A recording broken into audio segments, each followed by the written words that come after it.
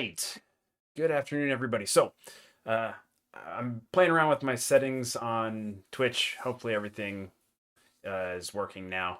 But anyway, I did a stream last week about getting ESP32 set up and flashing on a Windows 11 machine. It took us like an hour and 10 minutes from scratch, like nothing installed, fresh hardware, fresh machine. And so I wanted to show hopefully a vast improvement of what that looks like in Linux, because these things for IoT development work better out of the box on Linux. Just period. That's my experience. Mac is a little better than Windows, but Linux by far the best in my opinion. So just to show you on the screen here, I am in a virtual box this time, whereas before with Windows I was on actual hardware, but I've tried to simulate the same kind of environment, which is that was a little 4-core processor with 8 gigs of RAM. And so you can see I've got 7.8 gigs of RAM, and I've only allocated 4 cores to this virtual machine with just a small 32 gig virtual hard drive. So this is running in a virtual machine, whereas I was running on raw hardware for Windows 11. So just know that. So let's get started. We have nothing. This is brand new, fresh install. I just installed PopOS. There's nothing here. And so let's just go through the process of what I was trying to do before, which is I'm going to open Firefox. I'm going to go to github.com/ was it maker? No, it was deploy the fleet. And it was this Arduino BLE provisioning project. And so basically what we did was we cloned this. Not sure why it looks like that. That's weird. Come on, Firefox. Oh, there we go. To be able to provision our device with our phone using the Espresso app. And so, the one thing I need to check before we get started on this, is if, okay, it did. It virtualized right into the thing. So we should be all set there. Okay. So the way I did this on Windows was I installed the extension. That took forever. And we're not going to do that in Linux. We're going to use the Docker flow. And so to get started here, first things first, I want to point out what we didn't have on Windows was this. Right out of the box, fresh install of PopOS. We've got Git. We don't have to worry about installing Git desktop, any of that nonsense. And so let's just get right into it. We need to install Visual Studio Code. So let's just come here. It's going to know that we're on Linux. We're going to download the deb. It will download. While we're doing that, we also need Docker. So we're going to come here to install Docker Engine. We're going to Docker Desktop on Linux. No, it's not Docker Desktop. That's not what we want. I want just the regular old Docker Engine. Here we go. Okay, and I'm choosing Ubuntu. That's what PopOS is built on. And so that should work. Run the following command to uninstall all conflicting packages, which I don't need to do because this is a fresh install. There will be no... Docker Engine comes bundled with Docker Desktop for Linux. This is the easiest and quickest way to get started. Let's try it. I normally do this setup and install Docker Engine, but let's try this.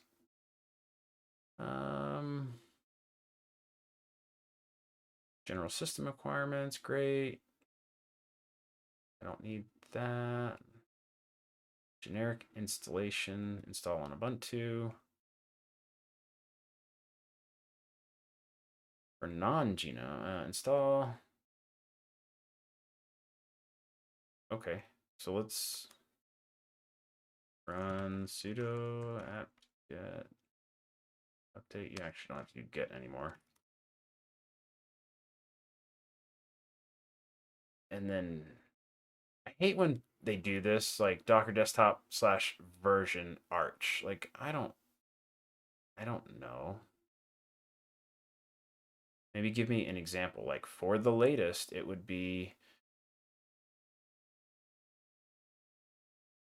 oh, or we could just download the latest deb package and install it like this.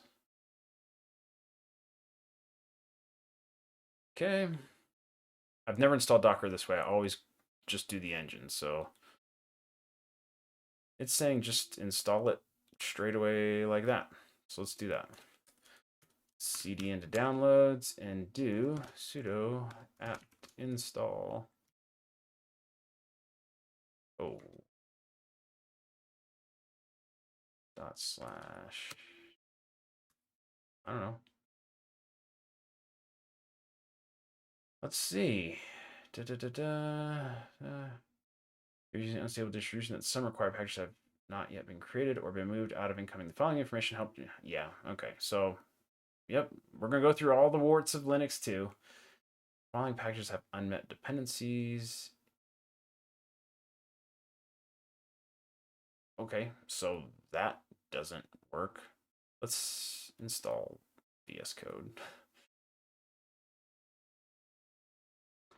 which will install in absolutely no time. And then I guess we're going to come back to like installing the engine, which is how I've typically done this,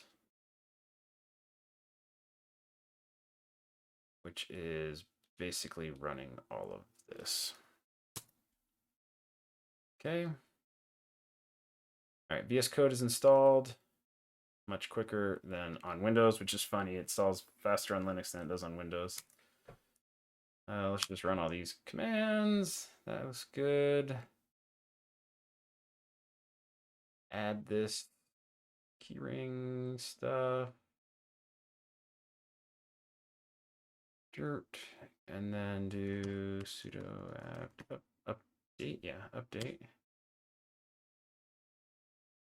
Sure, great. And now let's run this whole bit of stuff.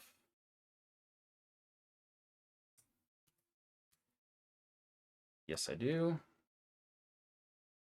Okay, this is going to install Docker. Now, out of the box, you'll see the next thing they say is run sudo docker run hello world, which means you have to run Docker as admin. That's what sudo is on Linux. And so we'll do that, but I never want to run Docker as admin on, and you can see that works. So if I do sudo docker ps-a, it's got a Docker container running here. Sudo docker remove. Let's clean it up. Cool. Now we want to make it so that we don't have to use sudo every time. And to do that, we're going to do this Linux post install.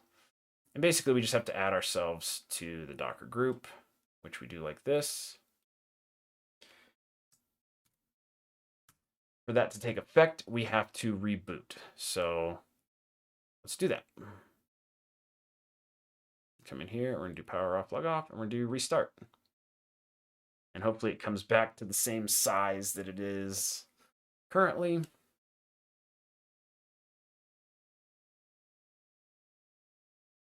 My bitrate is nice and green now, which I like to see.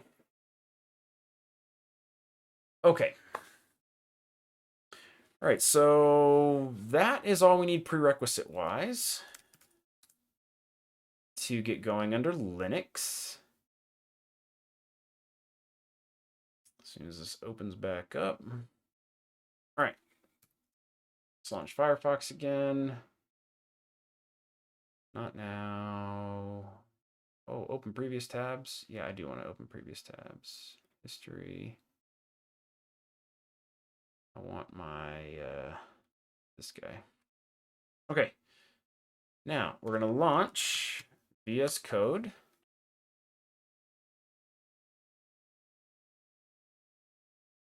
We're going to choose the dark modern, and then we're going to skip everything else, just like we did. And now I'm going to grab this code. I'm going to copy it, open a terminal. I'm going to make a directory called dev, cd into it, do a git clone, recursive of that. Now, what did take a while in the Windows, which you're not going to save whether you're on Windows or Linux, is it has to clone the entire Arduino submodule project, Arduino ESP32. and it is a massive beast. And so that is going to take a while. Again, regardless of whether you're on Linux or Windows, that's based on your network, as well as the connection on the other end, being able to feed that to you as fast as it can. And so you can see here we're at 22%. That's just going to take a while, regardless of what platform you're on. However, while that's downloading, we can come into here, and it thinks I'm trying to drag and drop Visual Studio Code out of the window, which I am not. Okay, let's make this. Oh gosh, that's annoying. I'm gonna have to turn that feature off. Very careful. All right, we're gonna come to extensions, and we are going to install the dev container extension. Dev containers from Microsoft. Install. That's it. It's installed.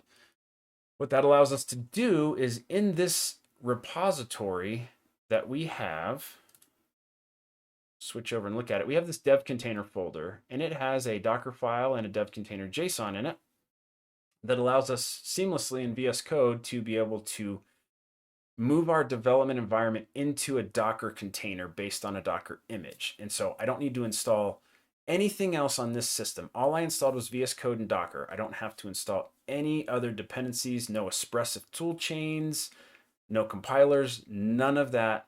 All of it is contained within this Docker file, which creates an image, which then VS Code uses to spin up a development environment inside of a container.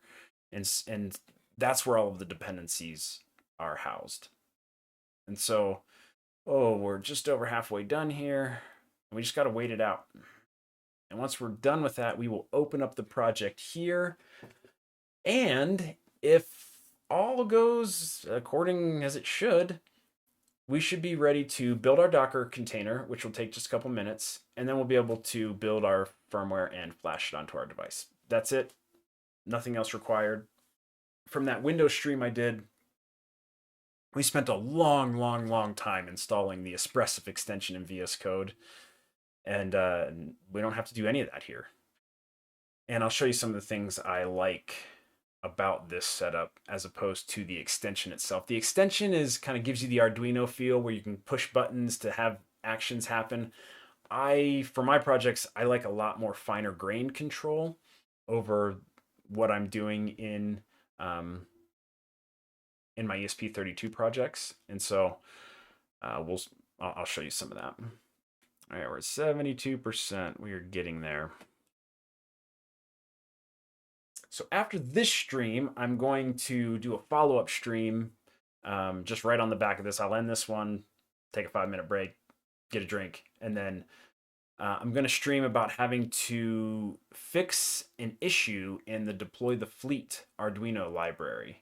And so I'm going to tackle that next. But I did want to just do this stream really quick to just compare and contrast Windows setup for ESP32 versus Linux setup and how much better Linux is. I really can't stress that enough. Much better experience. Okay, we are so close. This should all finish fast. Go. Done. Sweet. All right, I'm going to close that. We're going to come over to here. We're going to do open folder. We're going to come into dev, open up Arduino BLE provisioning. I do trust the authors because it's me.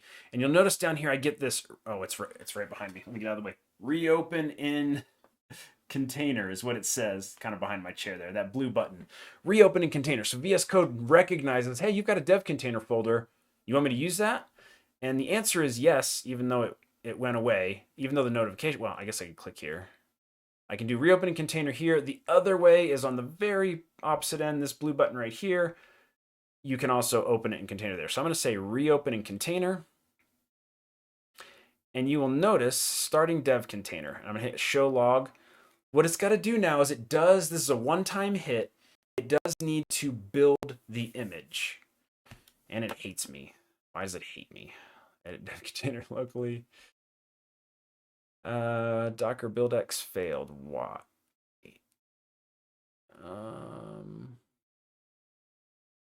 Why not?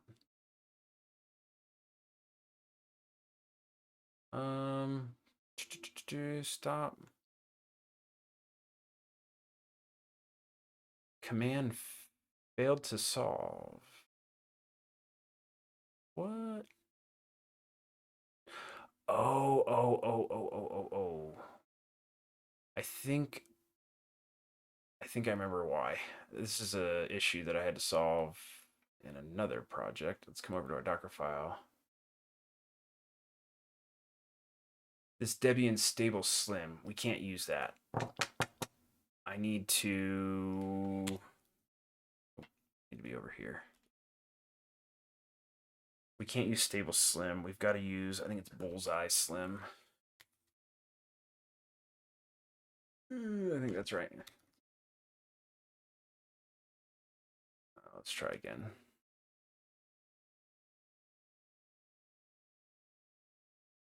There's in the stable, there's like a dependency issue. I just don't think I fixed it in here. Let me actually, while we're doing that, look up how I've changed that in one of the other projects I have.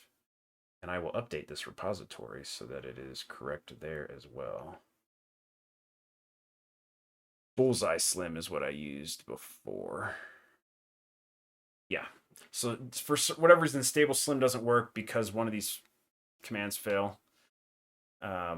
So you can see we've already made it past that. It's now cloning into IDF. So this is where it's building that entire development environment for us. It's installing every Linux dependency that we need in this Docker container, an image that we're building. It will be turned into a container.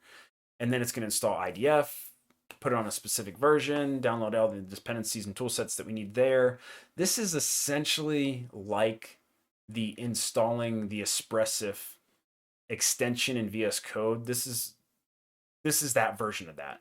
Using it, it's building the Docker image. Whereas in VS Code, it downloads all these things, installs them at a spot on your local machine. Again, none of this is going on my local machine. It is all being installed in a Docker image, which is stored on my machine, obviously, but none of the dependencies are installed. So if I open a command prompt, my local command prompt, I won't see any of these dependencies that it's installing, including esp-idf.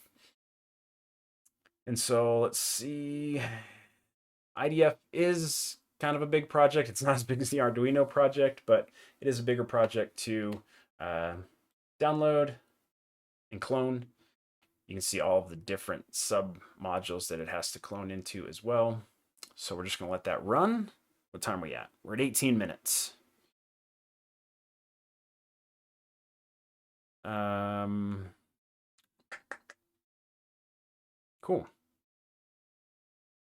And just again, this is a one-time hit. Once the image is built and you can spawn a container from it, unless you change the Docker file itself, you don't have to go through this step again, this building again. Just similar to how, once you've installed the extension in Windows, in VS Code for esp-idf, you don't have to install it again, right? Like it's that similar one-time hit. This is a bit faster. If you watch that other stream where we did this in Windows 11, that esp-idf extension took, I want to say, close to 25 minutes to install. It was insane. It will not take that long to build this container.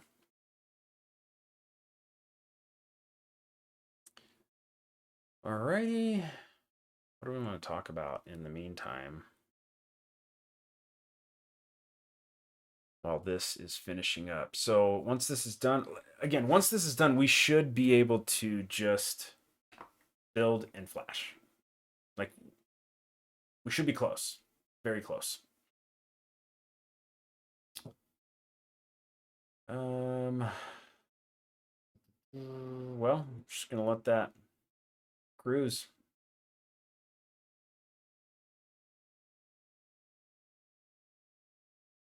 This is when you can fast forward. If you want to fast forward through this and go, I'll do like a hand wave when it's done, so you know when to stop fast forwarding.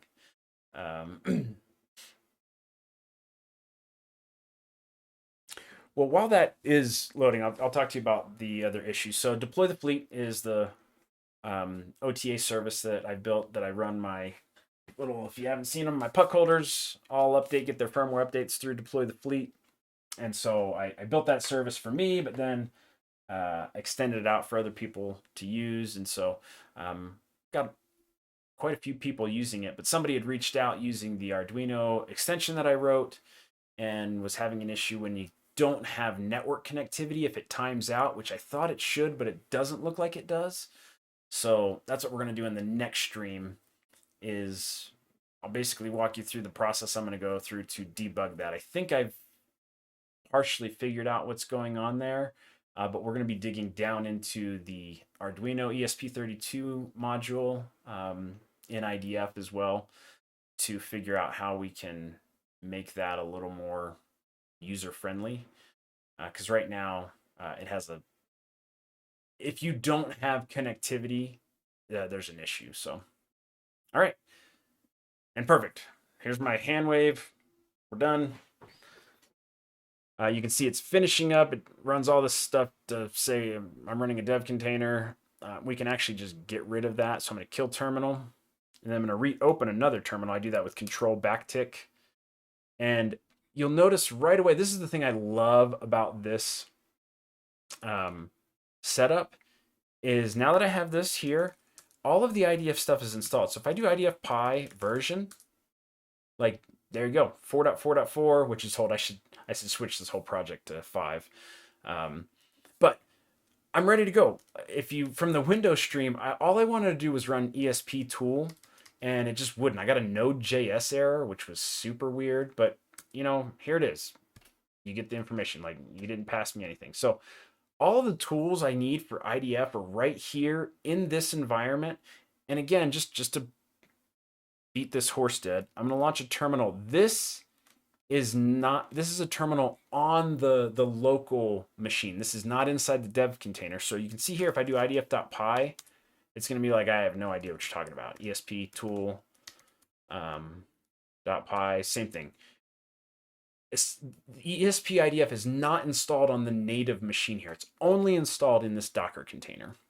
And so I have access to all of the tools, as well as part of this, in my dev container, I have mounted in the device, which you can do on Linux. You cannot do this on Windows. It does not work. I spent several hours trying to make this work with WSL and gave up because it might be possible, but the amount of effort and crazy stuff you have to do just was insane. You should just install the extension on Windows. But in Linux, all I have to do is say, hey, this dev TTY USB 0 device that's on my local machine, pump that into my container because I'm going to need it. And so it does. And so it is in the container ready for me to use. So all I have to do here, again, I don't have the fancy button, although as a side note, you can install the Espressive extension in the container. I wouldn't recommend it. It's going to duplicate all the tool set and everything. It's such a waste. Don't do it. Yes, I don't have the buttons here. I don't need the buttons here to do flashes and things. I can use the that's not what I want to do. I can use the command line. And so let's do it. I have my project open. All I have to do is say idf.py build. That's it.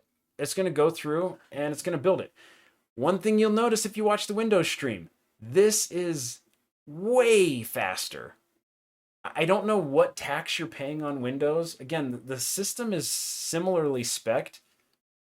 This step right here took several minutes on Windows, whereas here you can see it's just jamming through it. I'm not sure if it's how it uses the CPU, and maybe it does it multi-threaded by default on Linux and not on Windows. I don't know, but again, this step took, I want to say it was coming up on 4 or 5 minutes on Windows, and you can see that took, I think, less than a minute, maybe around a minute, and we're done. That's it. What are we at? 24 minutes. All I have to do here is idf.py flash monitor. And I've got, this is just an ESP, I don't know if I can reach it up there. There you go. Just one of these guys, little dev board. And all I have to do, idf.py flash monitor. That's it. It's going to connect to it. It's going to flash everything. And we should be should be done. So 25 minutes. So much faster than on Windows. Again, the tooling around all of this stuff with IoT and hardware, the tool sets, everything is going to run so much more natively and faster on Linux than it is on Windows, period. You might be able to do some fun stuff with WSL. I messed around with that a little bit. Just, it'd probably be better to spin up a VirtualBox Linux on your Windows than to try and do it natively on Windows. Okay, so one more thing I want to show you. We're done here. 25 minutes, way faster than like the hour and 20 minutes that the last stream was. But you can see connected to Wi-Fi and ready to run main application. One of the things I tried to do with the esp-idf extension was just delete my NVS flash instead of erasing the entire chip, which gets to be a problem if you have one of those 16 meg room modules. You don't want to erase the entire flash. You just want to erase the Wi-Fi credentials, which again reside on the NVS partition, which I will show you here. In partitions, we've got this NVS partition. It starts at offset hex 9000. It's of size hex 4000.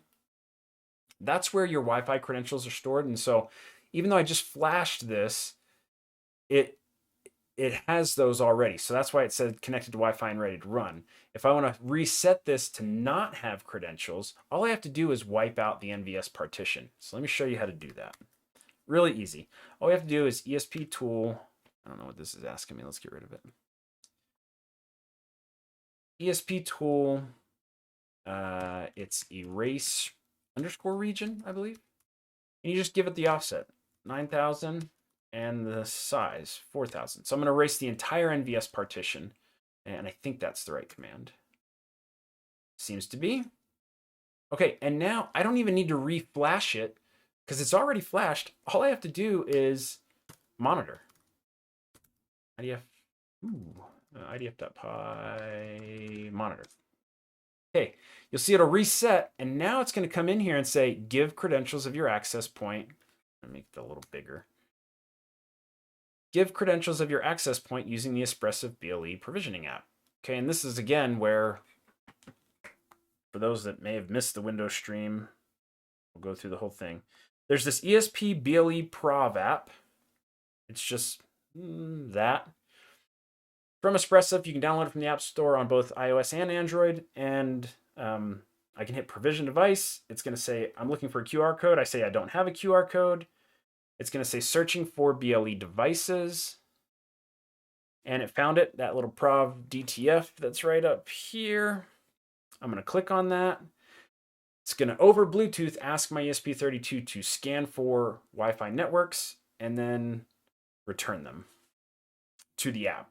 And so we'll let that sit. Okay, I'm going to select my IoT network that I use for testing. Juicero password. Did I type that right? I think so. Provision, and then you should start to see some stuff down in here, I believe.